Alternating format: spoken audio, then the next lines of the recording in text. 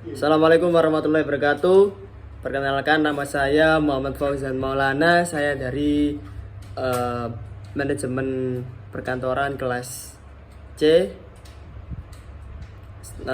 Nomor NIM saya 060203202134. Pada kesempatan kali ini saya akan mencoba membahas mengenai manajemen perkantoran. Pembahasan yang akan saya bawakan hari ini adalah apa pengertian dari manajemen perkantoran, fungsi dan tips bagaimana memaksimalkan dalam manajemen perkantoran. Yang pertama, saya akan membahas tentang pengertian dari manajemen perkantoran. Manajemen administrasi perkantoran adalah suatu kegiatan pengolahan data yang disertai dengan informasi yang dikerjakan secara teratur, sistematis, dan kontinu secara berkelanjutan dengan mengikuti berbagai kegiatan organisasi agar tujuan organisasi yang bersangkutan tersebut bisa tercapai tujuannya dengan baik. Manajemen perkantoran adalah upaya pengarahan pada aktivitas atau kegiatan ketatausahaan yang berada di dalam kantor atau berada di dalam suatu organisasi secara menyeluruh agar kita bisa mencapai tujuan secara efisien. Upaya penataan ataupun pengelolaan pada suatu pekerjaan di kantor disebut dengan manajemen perkantoran. Selanjutnya adalah fungsi dari manajemen perkantoran. Berikut ini adalah berbagai fungsi dalam manajemen perkantoran, yakni yang pertama planning atau perencanaan. Fungsi planning atau fungsi perencanaan dalam manajemen perkantoran adalah suatu fungsi yang digunakan dalam menentukan seluruh bentuk tindakan untuk menyentuh seluruh target yang diinginkan. Jadi dalam fungsi planning ini atau fungsi perencanaan ini, seorang manajer atau seorang pemimpin wajib memikirkan apa saja pekerjaan yang akan dikerjakan dengan berbagai sumber yang dimiliki oleh suatu organisasi tersebut. Yang kedua adalah fungsi organizing. Fungsi organizing atau fungsi pengorganisasian ini dalam manajemen perkantoran akan membantu manajer atau seorang pemimpin dalam melakukan kegiatan pengawasan dan menentukan siapa saja yang diperlukan untuk melakukan tugas yang kelak nanti akan didelegasikan.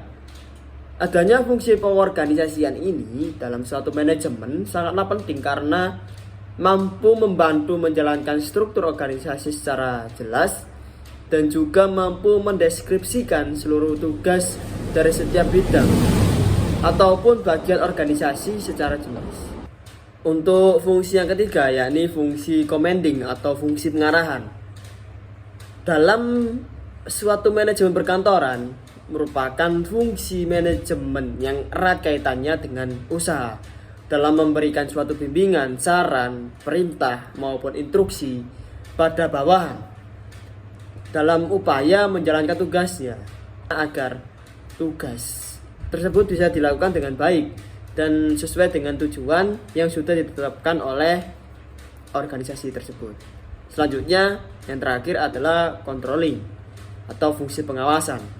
Fungsi ini dalam suatu manajemen perkantoran sangat dibutuhkan agar menjaga seluruh kegiatan dan efektivitas pemanfaatan sumber daya agar tidak digunakan secara menyimpang dari rencana, sehingga tujuan utama dari organisasi tersebut bisa tercapai.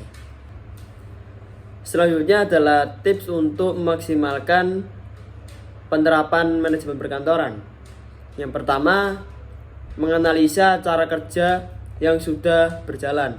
Tingkat keefektivitasan dari manajemen kantor bisa dinilai dari durasi waktu pekerjaan tugas, hasil pekerjaan, serta anggota tim. Jika ada satu tugas yang bisa diselesaikan dalam waktu 2 hingga 3 hari, pada kenyataannya diperlukan waktu 2 minggu untuk selesai, maka kita harus mengevaluasi lagi cara kerja tersebut. Bisa jadi manajemen yang ada saat ini belum begitu tepat, sama halnya dengan hasil yang kurang maksimal, dan keanggotaan tim akan menjadi tidak senang karena akan mendapat beban yang terlalu berat. Manajemen yang baik tentu akan memiliki dampak yang baik untuk seluruh bentuk kegiatan karyawan. Yang kedua, terapkan pola kepemimpinan yang sesuai. Cara memimpin seseorang pasti berkaitan dengan sistem manajemen yang sudah ia terapkan pada kantoran tersebut. Oleh karena itu, cobalah untuk mengevaluasi kembali cara terbaik dalam menerapkan manajemen. Karena bisa jadi cara yang digunakan berbeda-beda, namun yang pasti Anda harus terus menjalankan komunikasi, termasuk dalam hal mendelegasikan tugas pada rekan. Anda harus bisa menyampaikan dengan tepat apa yang sebenarnya sudah kita harapkan pada anggota tim, serta deadline tugas tersebut. Selain itu, kita juga harus menggerakkan visi misi perusahaan secara jelas, karena hal ini akan berkaitan dengan tim yang kita pimpin. Jika salah satu anggota yang memiliki tingkat pemahaman yang sama, maka hal itu harus digerakkan menjadi lebih mudah dan terarah. Untuk tips yang terakhir adalah mengevaluasi alur kerja dan peralatan yang digunakan dalam manajemen perkantoran. Beberapa hal yang harus diperhatikan untuk seorang manajer atau seorang pemimpin yaitu tetap sama, yaitu mengenai seputar hasil dan durasi waktu pengerjaan serta kondisi tim yang menjalankannya. Kesimpulannya, manajemen administrasi perkantoran adalah salah satu kegiatan pengolahan data yang disertai dengan informasi yang dikerjakan secara teratur, sistematis, dan kontinu dengan mengikuti berbagai kegiatan organisasi agar tujuan organisasi yang bersangkutan bisa dicapai dengan baik, bisa dicapai dengan cara yang efisien. Untuk fungsi manajemen perkantoran sangat erat kaitannya dengan fungsi perencanaan, pengorganisasian, pengarahan, dan pengawasan. Dan tips-tips terbaik yang saya contohkan tadi untuk memaksimalkan manajemen perkantoran diharapkan bisa membangkitkan lagi apa yang salah dari suatu manajemen perkantoran atau suatu manajemen yang kita pimpin saat